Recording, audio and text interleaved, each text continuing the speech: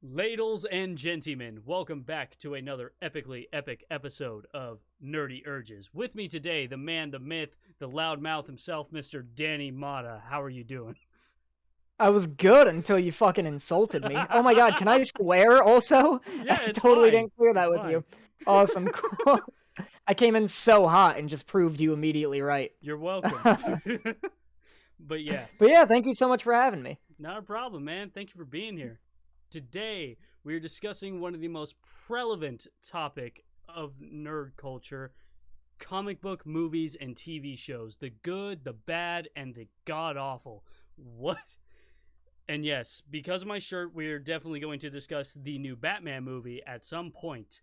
But also, what I thought was interesting for this setup is the perspective of fanboys as well as filmmakers. Of course, we will be providing both. More filmmaker from Danny's side, to be honest, given that he actually went to college for filmmaking. Yeah, it does help to be a filmmaker in this kind of discussion. So I'll be definitely, I feel like you'll be providing more of the fanboy aspect. Not that I don't, I'm just constantly getting in trouble for my, medium opinions on different things. Dude, it doesn't matter who you are. If you have an opinion on the internet, you're in trouble. All you gotta do is just Oh, say, for sure. all you gotta do is just say, fuck them. This is what I think. You can't change it. Yeah. But I know, that's, I'm constantly getting in trouble for, positive reviews I put out of things that have, one offhanded, negative comment in it. like, But I remember, and this is also an important movie, the new Spider-Man No Way Home movie, which really made people angry at the Oscars. But here's the thing, I personally really love that movie, and I saw Danny's review on it on YouTube. If you haven't, check it out. You may not agree with it, but he actually makes some very good points. So, but this yeah, is such a call out. I can't believe you lured me here telling me we were going to talk about the Batman, and instead you're bringing up my most disliked video I've ever made. I mean, I'm just saying it's important to be honest with your audience, dude. Yeah. But No, for sure. here's the thing. Spider-Man, one of the most, if not the most iconic heroes in all of Marvel Comics, and we got to see all three actors play it in one of the most loved live action adaptations. But I kind of agree I'm pretty sure you said this in the video, that it feels like it's carried too much by nostalgia. I Not even that, but I feel like, right, the whole, you go in, and I guess spoilers, but I think you just spoiled that, all the Spider-Men are in it. Right. So nice job. If you haven't seen it yet, I'm sorry, but you're welcome. Yeah, if you haven't seen it yet, it's too late. But, you go in and you're like, everyone knows all the Spider-Men are gonna be in it, but you're like, man, fucking, I want to see these Spider-Men, you know? But then it's, and the villains are good, I like the villains and stuff, but it's like the Spider-Men are barely in it, and I get that it makes for a big surprise and it's very exciting at the end. But we're sitting here listening to Jamie Foxx be one of the least popular Spider-Man villains in the whole franchise for most of the film, and it's just weird that Tobey Maguire gets 8 lines in the whole film. And I just thought it could be carried better. I'd rather see all the Spider-Men from the beginning, and then the twist is that all the villains start showing up rather than the opposite. Yeah. But criticism aside, it's still a fantastic film, nonetheless. It's still a fantastic film. Oh, is that Yeah. the part where I agree with you? I mean, it's like you said, it's still a very enjoyable film, nonetheless. But like you said, it definitely does have its faults, like every comic book movie. And that's another thing. What makes a comic book movie good? Because you have fan favorites, obvious, The Dark Knight, one of the most Right. one of the most fantastic comic book films of our lifetime, and we all know who to thank for that. Rest in power, Heath Ledger. For a second, I thought you were gonna say "Rest in Power," Christopher Nolan, and I was gonna be like, "Oh my God, what happened to Christopher Nolan?" No, nothing yet. I totally forgot that. I would hope not. Nothing yet. Jeez, we still need that man. No, for sure. I mean, I rewatched The Dark Knight the other day. Maybe not the other day. I don't know what constitutes the other day, but it was like 4 months ago. Oh. So I don't know. Were you in a coma? Just yeah. I saw The Dark Knight and went to bed, and now I'm here on this podcast. But I showed it. I was showing it to some friends, and when I first saw The Dark Knight, that was the only thing I'd ever seen of Heath Ledger. And then I saw like 10 Things I Hate About You and whatever the like medieval one he's in is called. Knight's Tale. A Knight's Tale. A Knight's Tale. And it's funny going from the Joker to those, because I saw 10 Things I Hate About You and I was like, oh my God, this is like a transformative performance from Heath Ledger here. It's like, such a brilliant contrast in his it's acting. so crazy. And whatever part playing that role played in his mental health, and like, I understand he went through some stuff, and I gotta say though, he definitely deserved that posthumous Oscar. It was such an impactful role, not only on his career but on comic book movies in general. It's because of him that comic book movies were even in the front door at the Academy Awards in 2012 that movie came out? Oh wait, yeah, like 2011. Wait, it was 2008 that Dark Knight came out. Dark Knight Rises came out in 2012. Right. Yeah. Gotcha. But yeah, brilliant work from Heath Ledger with his take on the Joker, and so many after him tried to fulfill that role. But in honesty, as far as live action adaptation goes, there are very few that can fulfill that role the way he did. Yeah, I mean, even like the death aside, like you watch that movie and you just like at no point see Heath Ledger at all. No. Like I think even I don't even think it's like a what like Edgar Allan Poe situation where it's like, post death, like his death is what made him famous. Like I think the role would have just like no, they're not watching that movie out of sympathy. They're watching it because he's a fantastic actor and he fucking nailed that role. Like, yeah. But, and like I said, so many after him have tried to fulfill it. The closest I've seen to anybody fulfilling that role the way he did was probably Barry Keoghan as Joker in that deleted scene from the new Batman. Like, the proper, like, it didn't feel like he was copying Heath Ledger. It felt like his own genuine interpretation, at least to me. And, he captured the menacing look and, like, the burn scars. Like, that threw me off a bit. Like, why is this Joker melting? Who threw him in the microwave? Like, but then I realized they were like telling a story with like his scars. Like, this guy went through some shit before Batman threw his ass in Arkham.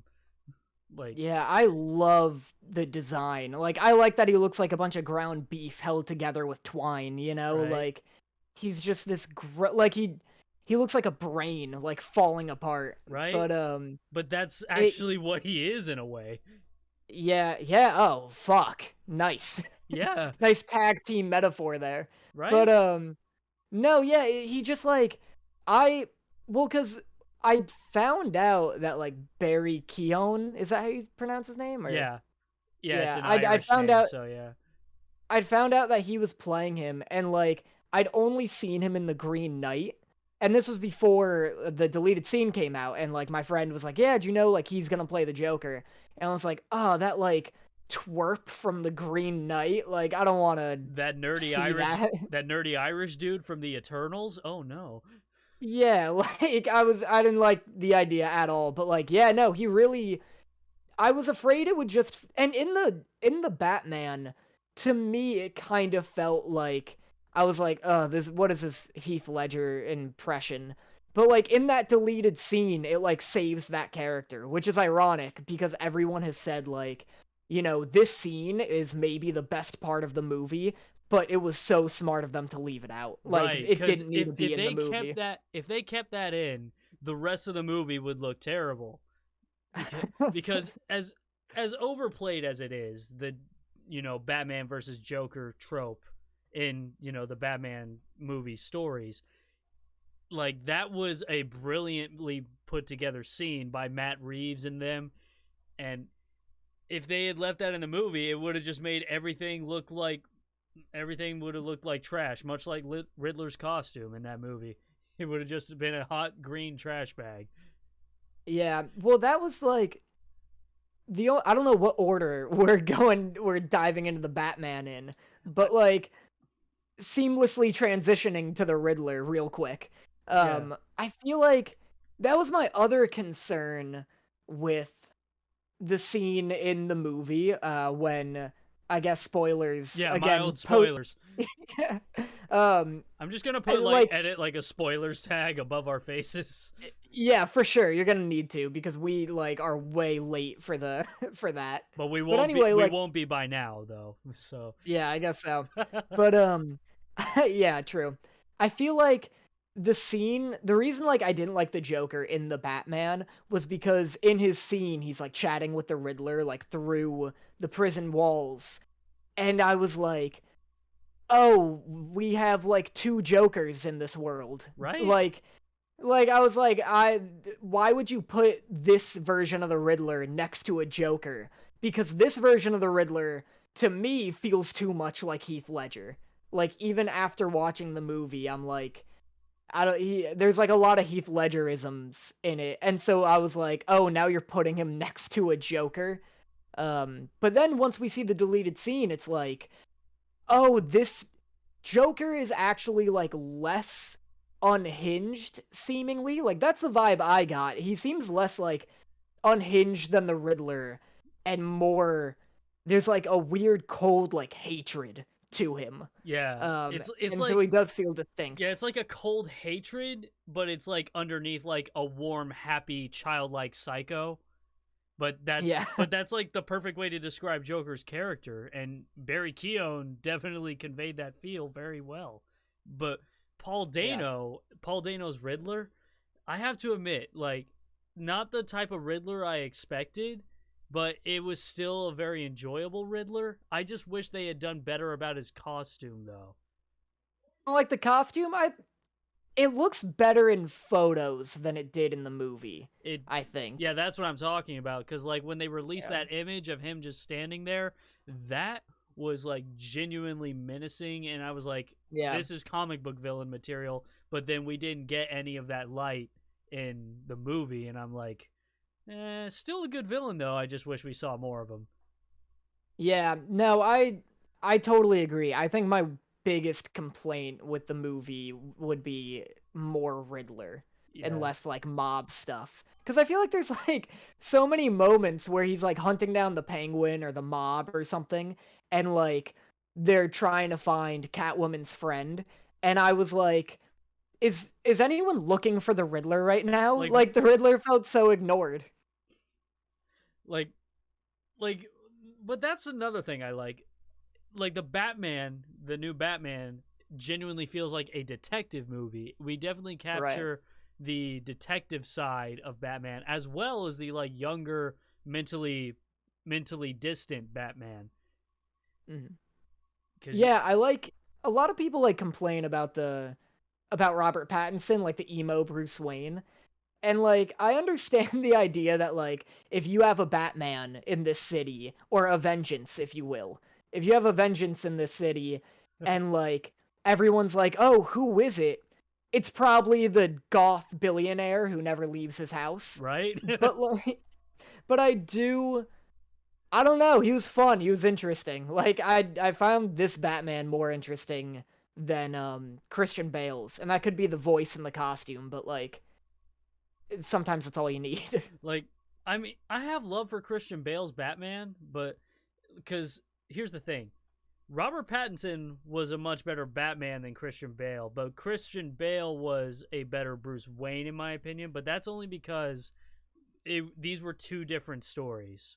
Like we're talking about a younger Batman and a much older Batman, and plus the Batman in Christian Bale's Batman started when he was like in his 30s. This Robert Pattinson Batman is like probably not even 27, and he's just starting to be Batman for a couple years. Yeah. Is he? I have no idea. I can't tell how old anyone is in Hollywood. I mean, Like, in real life, Robert Pattinson is like in his mid-30s. yeah, okay. Yeah. Oh, I got you. You meant the characters. I got you. Yeah.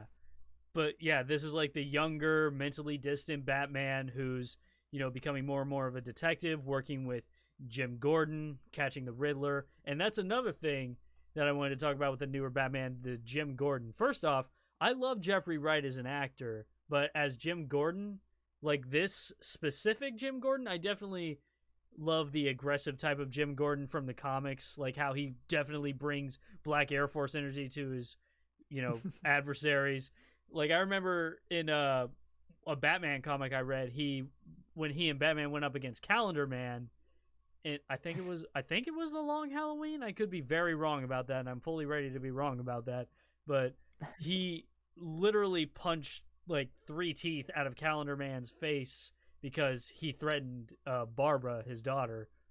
Mm-hmm. And I'm just thinking, this is that kind of energy that we're getting from Jeffrey Wright's Jim Gordon. Because, like, remember when they went into the building and Batman was like, no guns? He was like, yeah, that's your thing, man. I'm like, oh, okay. And remember that scene? We were both talking about this at some other time, but when they were, like, holding down the Penguin and interrogating him, like, bat with wings, like, that scene, like, I felt that was, like, a little too aggressive for Jim Gordon. I like the idea of, like, just a hot out of the oven Jim Gordon. Who's, like, just as, like, I kind of wish, I'd love to see him just, like, chain smoking, just, like, in a coffee stained, like I want to see, like, noir-ass Jim Gordon. But, kind of like the Jim Gordon from the Harley Quinn show, but just, like, yeah. Like, just absolutely, he's just absolutely ruined. And exactly. I love that show, by the way. That show kicks ass. A lot of people don't talk about that show. I love that show. It's so fucking hilarious. It's super good. But yeah, and I'm biased for sure because I don't like Jeffrey Wright, like, at all, kind of. But, like, not even, I just, like, I think I don't like his voice. Like, I just can't hear him not be, like, he sounds like he's trying to be angry, like he's upset. But even when he's like, I don't know, I'm really not voicing this well, but I just could never get around. I mean, I kind of understand what you're saying, because I feel the same way about Jesse Eisenberg as Lex Luthor from the DCEU. Like, Jesse Eisenberg as Lex Luthor, no. I could have definitely seen Jesse Eisenberg as, like, maybe Condiment King if they had to bring somebody into the DCEU. Hell, he could have been Kite Man. They already confirmed Kite Man in the DCEU through the Peacemaker show. But yeah, my thing is, because I assume you've seen Shazam, right? Yeah. Remember who played Savannah, Mark Strong? If he was already going to be in the DCEU, why not have him as Lex Luthor? Yeah. Oh, yeah. That'd be great, actually. That'd be really cool. He would have been a much better Lex Luthor. Even if his English accent isn't the best, he definitely carries that, menacing smart guy who could cause chaos with the snap of a finger type guy. But Lex Luthor could also be, like, British. Like, I don't know, like, if we would need to make him, like, change the accent. I mean, I would definitely give him, like, a metropolitan type accent, because, Lex Luthor, LexCorp, I think, is based in Metropolis. Well, actually, LexCorp is everywhere, but he lives in Metropolis, close to Superman, because, he loves that whole keep your enemies closer mentality. Right. Yeah. And I feel like Mark Strong would have definitely played that role much better than Savannah. But he was also terrific as Savannah, don't get me wrong. But Jesse Eisenberg as Lex Luthor, I immediately wanted to drop the whole DCEU when they announced that. But I gotta say, when I watched the movie, because, I like to give everything a fair chance, as everybody should, I loved his character, but his voice killed it for him. Yeah.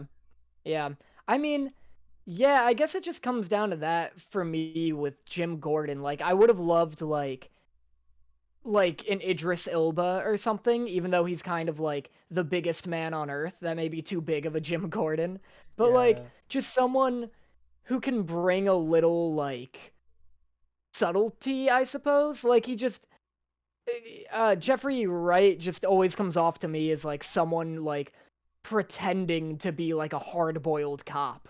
Like that bit when he's like beefing with Batman, like fake beefing with him as like a show to the other cops, Oh and he's yeah. like that like I get that that was like, you know, he's like pretending to yell at him, but he's like, so what are we gonna do about the Riddler? And I get that he's like doing a show for the other Yeah, cops. like flailing his arms and he's just like whispering, but I'm like, what's Yeah, like I I was understand the like, point of this, but like it I took me a while to realize he wasn't just acting regular. Like yeah. that was my problem. I was like, oh, he's pretending like right now in the movie. Yeah, but I mean, at the way, in a way, that kind of makes that all the more enjoyable. Like, oh, like that type of thing.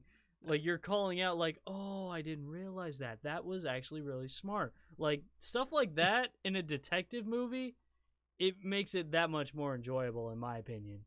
Because, Yeah. because this is well, no, it's not. Murder mystery is not really the right word, is it? Because we know who the murderer is, but More like a murder riddle. yeah, Yeah, I guess so. I guess we do know who it is the whole time. yeah, Yeah. but yeah. I mean, yeah, it's more of like, you know, this isn't like a criticism at all, but like it's definitely like an action movie more than like a mystery because there's nothing you can really like piece together on your own too much. But that's fine. You know, it's a Batman movie. Like I it mean, should be an action movie. yeah. Like, I mean, the whole premise of the film is just unmasking what the truth is in this situation, and the whole movie genuinely feels like a riddle, but not so much that it feels like too much of a thinker. Because, as we all know, like as a fanboy, as a filmmaker, we all know people don't like to be put in situations where they're forced to think too hard, and I feel like that's where this movie succeeded. It made you think the right amount of what's going on without it being too overwhelming. I mean, I may have to disagree with that as a filmmaker aspect. Just because that's typically what I'm getting in trouble for in my videos is Uh, thinking too hard. Um, but like, I mean, no, I agree that like with some movies, like I don't need to go into a Fast and the Furious movie and like have Macbeth recited to me. Um, right. but like, but like, no, I mean, I think the reason The Dark Knight is so well respected isn't because it's like the realistic Batman, like because the other two are also that, like Batman Begins and The Dark Knight Rises. The Dark Knight Rises less so than the others, but I think it's The Dark Knight is so well respected because if you want to just watch it and let your mind glaze over and watch like a fun mob movie, then you can. But if you want to put in the extra work and like dissect the themes, there's like a lot there. And it's like very intricately woven. It really So is. I think that's what like makes a good movie is like you can do both. Like you can enjoy it with your brain off and on. That and one thing I really love about The Dark Knight is it took me literally years to realize this, but that movie has 4 acts in it. So, elaborate, por favor. Okay, so here's this. We have the first act where obviously it's just the intro, bat signal in the air, he fights the mob, and then the first act stops at where the wait, no, not where the Joker is introduced, but wait, no, actually, yeah, the first act is just the short intro where the Joker is introduced, and then it cuts off where the school buses take off. Mhm. And then the rest after that are the 3 acts we have, which ends to the first one ends when the Chinese guy is delivered to Jim Gordon, Mr. Lau, and then the second act ends when the Joker escapes from the MCU, and then the last one ends at the end. Yeah, I mean that's definitely like an interesting way to look at it for sure. I haven't thought of that. Yeah. But that's another thing. It has 4 acts, but it didn't feel bloated in a way. Like no, yeah, that movie moves wicked fast. Like yeah. the momentum. I like use that movie as an example of like expert momentum, like all the time. Just in terms of like, there's so many instances where like not only is like Batman like pressed for time on something or like being forced from like, you know, plot A to plot B, but like the movie's constantly like intercutting between like 3 different events at once. And it just has there's never a moment where like the momentum slows down and you're like, okay, like now what happens? One of my favorite things of that movie was like I remember when I first saw it in theaters, and that was a nightmare. Like as soon as it was announced that the Joker was coming to the Dark Knight franchise, the theaters were blowing up. I had a friend that worked at a movie theater, and he still has nightmares. But here's the thing: as soon as Harvey Dent was introduced, I was like, "Oh no, we're gonna get a Two-Face." Because anybody who knows Harvey Dent knows that Harvey Dent is going to be Two-Face, and the way they conveyed Two-Face throughout that movie, like rather than having the acid thrown at him like it did in the comics, and they actually burned his face off with the oil, and that was a very realistic and unusual take on Two-Face, but it was very well done, especially with the side burn off face. I thought that was makeup, but no, it was CGI. Yeah. I didn't know it was I didn't know it was that good in 2008, but I mean, yeah, well that was the benefit of like being 9 years old. right.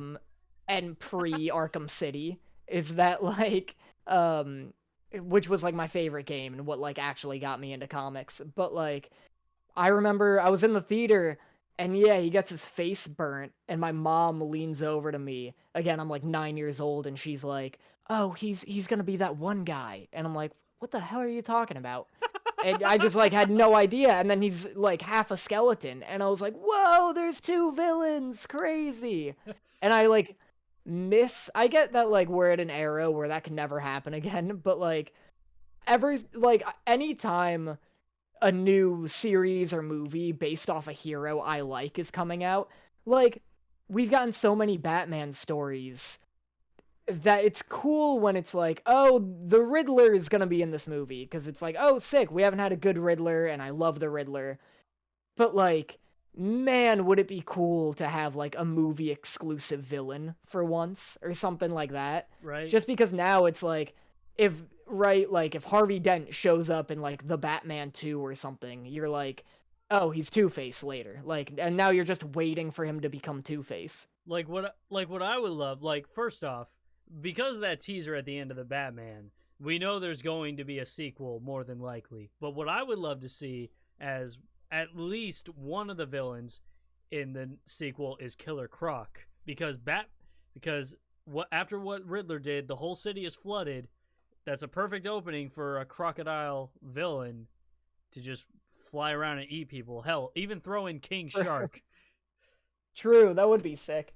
I don't know where a giant monster crocodile would show up in this world, but I mean, if I'm not wrong from the comics, like, because his real name is Waylon Jones, and he was like, I mean, like a lot of Batman's villains or DC villains, it was just a bad accident with experimentation and animal DNA, and he fused with crocodile DNA, and he became like a human crocodile.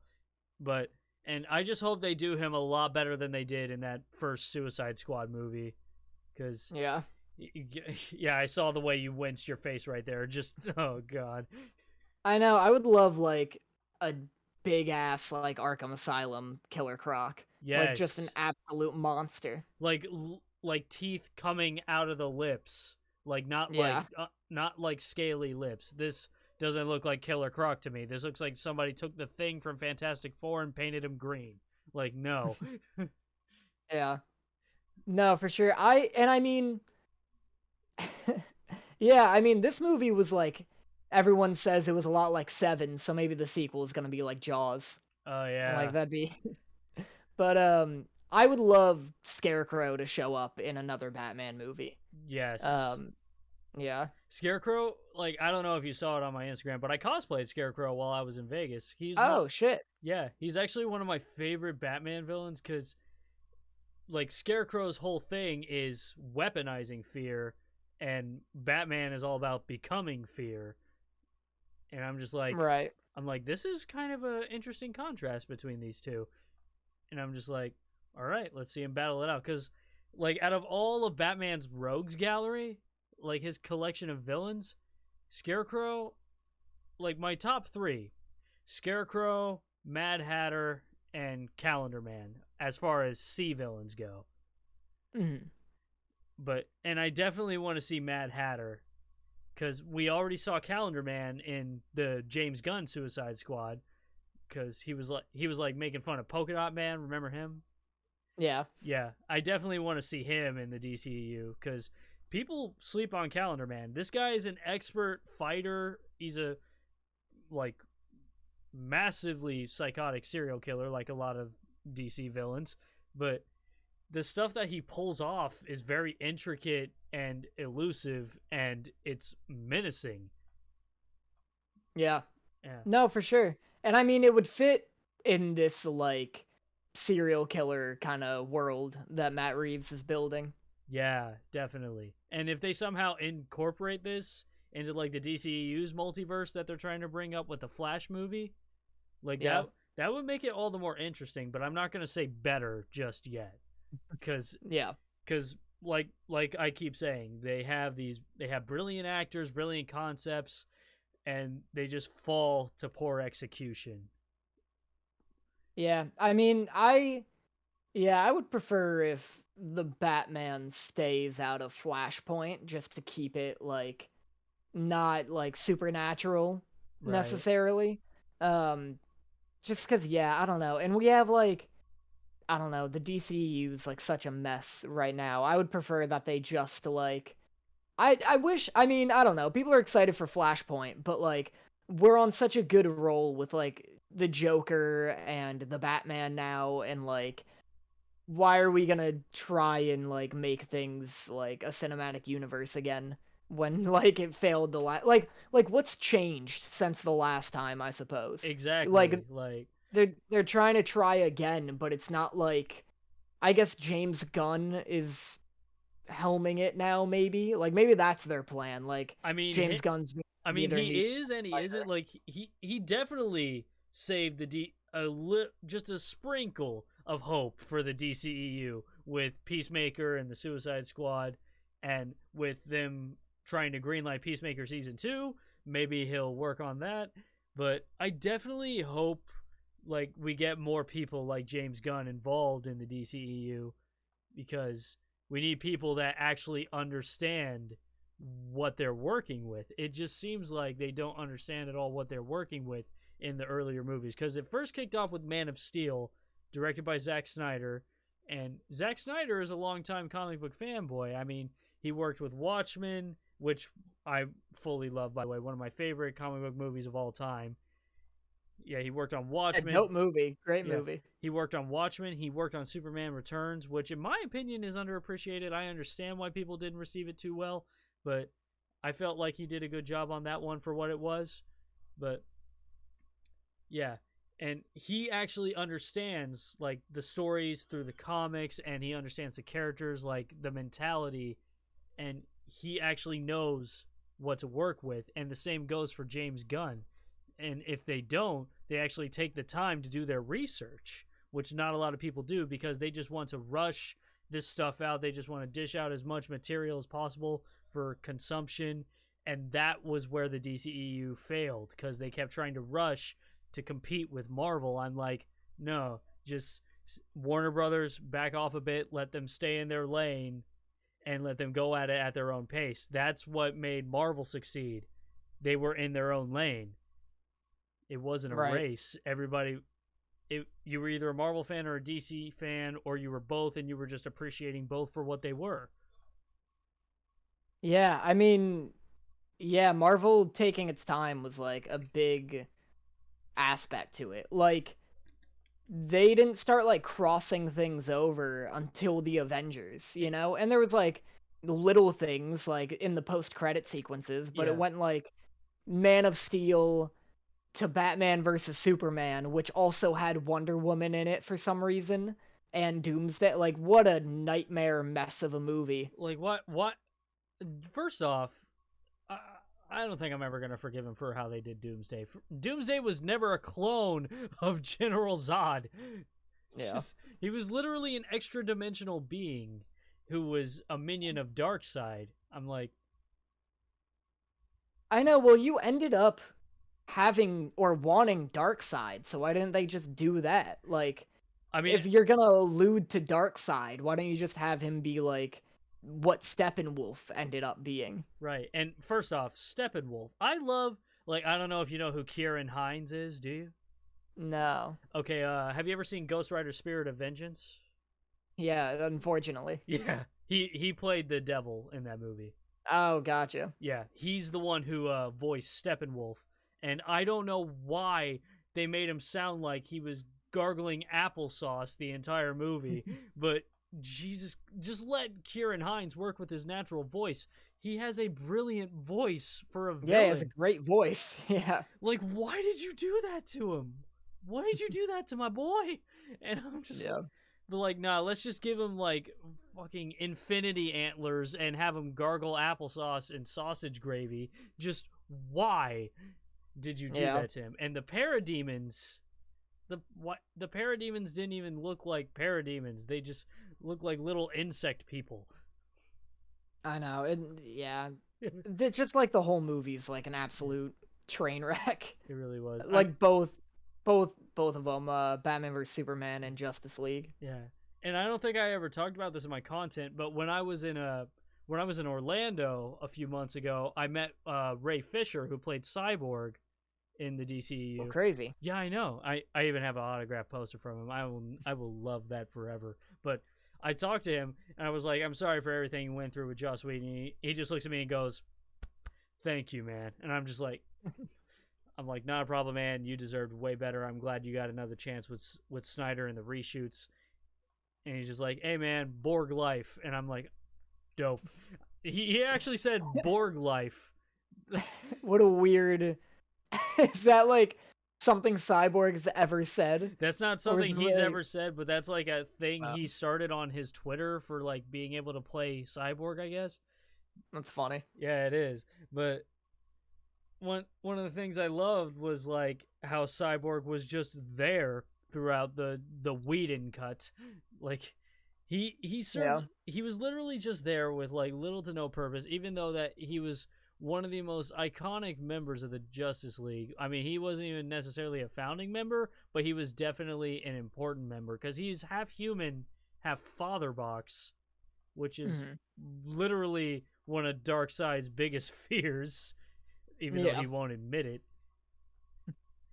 Yeah, I mean, yeah, it's tough for sure. Well, it's interesting that like the actor was so passionate about the character, because like in watching the movie the first time in the Whedon cut, you're like, oh yeah, he's cool, he's like kind of in the movie, like nice, they got Cyborg. And then he comes out and he's all like all over Twitter, like kind of bashing Joss Whedon and being like, you know, we got ripped off. And you're like, there must be more cyborg footage. Like there's no way this actor would care so much if he was in the movie, like if he only shot like 10 minutes worth of scenes like he is in the movie. Right? Like they clearly didn't give him enough. And that kind of makes me all the more happy about the Snyder cut, because even though it's like a super long ass movie, like that put Peter Jackson to shame. But yeah. But no, it's super long. It was super long, but it was definitely worth it as far as the story goes. I wish they did more with Martian Manhunter. Yeah. I mean, yeah, I really like Zack Snyder as like a director, and I think like Batman vs Superman's like a mess, but I do think, I don't know, they just need like, because I get that it was like studio interference and they're like Wonder Woman and Doomsday and this and that, but I wish Zack Snyder would just like direct things he didn't write, because I think he's a banging director. His action sequences are dope, and like his cinematography, like whoever he has for his DP is incredible. Right. But his like writing is just like fine most of the time, and like yeah, I don't know. I hope I saw his like most recent zombie movie, and that was weird and bad. But like, I just wish Zack Snyder got his like. I would love to see that post-apocalyptic like Doomsday movie. He was like, or not Doomsday, Dark Side movie. He was like Oh setting up yeah. for. Oh yeah. Like when they were all alone in like the wasteland. Yeah. Yeah, like that looked sick. I love Goggles Batman, and like Dude, Mad Max everything about it Batman looked is dope. Mad Max Batman is definitely a vibe for real. Yeah, Yeah. I know. I love Ben Affleck's Batman. Like he Thank you. I think the lines he's given are bad, but like from like Josh Whedon and like any of the jokes they have him say, like I hate him being like, I thought she was with you. Like it just comes off weird and bad. But when he's just like tearing through a warehouse like a deranged gorilla, like that's so good. It was so insane. Yes. Like that's definitely like here's the thing. Ben Affleck was not a bad Batman. It was just a bad movie. Yeah, That's exactly. all there is to it. It's like I said earlier, good actors, good concept, poor execution. Just Yeah. this I'm also like I wish I'm sick of Batman like using gravelly voices for some reason. Like I like that he used like a voice modifier, like that makes sense.